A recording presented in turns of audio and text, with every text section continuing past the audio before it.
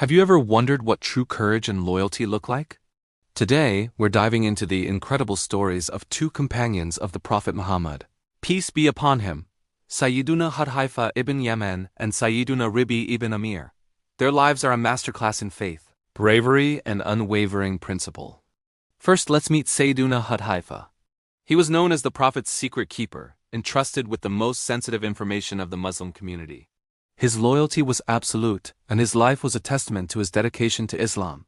Now, picture this: the mighty Persian Empire, a superpower known for its immense wealth, refined culture, and impeccable order. The Muslim army is preparing to face them. Before the battle, the Persians invite Muslim representatives for negotiations. Among them is Sayyiduna Hudhayfah. The Persians, wanting to display their grandeur, lay out a lavish meal. As everyone begins to eat, a small piece of food slips from Sayyiduna Hudhayfah's hand and falls to the ground. Now, the Prophet taught that if food falls, you should pick it up, clean it, say Bismillah, and eat it, because you never know where the blessing lies. A fellow companion discreetly nudges him, whispering that the Persians, with their strict etiquette, might see this as improper or uncivilized. But Sayyiduna Hudhayfah's response was powerful and echoed through history. He said, "Should I abandon the sunnah of my beloved Prophet for the sake of these fools?" Without a second thought, he picked up the morsel, cleaned it, recited Bismillah, and ate it. His devotion to the Prophet's way was far stronger than any fear of judgment or ridicule. He showed us that the sunnah isn't just for private practice. It's a source of honor and identity, no matter who is watching. Accompanying him was another remarkable companion, Sayyiduna Ribee Ibn Amir. As they arrived at the Persian palace, Ribee was dressed in simple, worn clothes from their long journey. The palace guards immediately stopped him. "You can't possibly see the king dressed like that," they scoffed. But Ribee was not there to impress. He replied with unshakable confidence, "If I must change into your clothes to see your king, then I have no desire to see him. If he doesn't want to meet me as I am, then I don't need to meet him at all." His dignity wasn't in his clothes but in his character. While waiting, he casually started mending the cloth strips on his sword. A curious guard asked to see the weapon. Ribee looked at him and said, "You've seen the sword, but you haven't seen the arm that wields it." When challenged to prove its strength, Ribee struck a nearby iron shield with such force that it split clean in two. The soldiers were left speechless. They quickly sent word to the palace about these extraordinary men who were unimpressed by wealth and unafraid of power.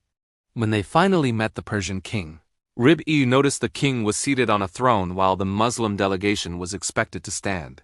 He immediately addressed this, recalling the Prophet's teaching that one person shouldn't sit while others stand to speak.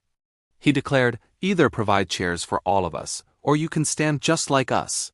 The king, infuriated by this audacity, ordered his guards to send Ribee away with a pot of sand on his head as a sign of humiliation. But Ribee accepted it calmly. As he walked out, he turned and said, "You have just handed us the soil of your land." The Persians, being highly superstitious, were horrified. They believed this was a terrible omen, a sign that they had symbolically given away their kingdom. And indeed, Allah's plan was already in motion. In time, the Muslims would bring justice and liberation to the lands of Persia.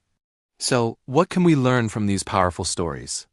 First, steadfastness in our faith. Never compromise on the teachings of our Prophet, no matter the social pressure. Second, true courage. Stand firm in your beliefs with dignity, even when facing the most powerful people. Third, the use of wisdom. These companions used their intelligence and faith to navigate complex situations. And finally, trust in Allah's divine plan. Victory and success come with patience and unwavering faith. The lives of Sayyiduna Hudhayfah and Sayyiduna Ribee remind us that true strength doesn't come from wealth or status, but from a heart connected to God and a life lived with principle.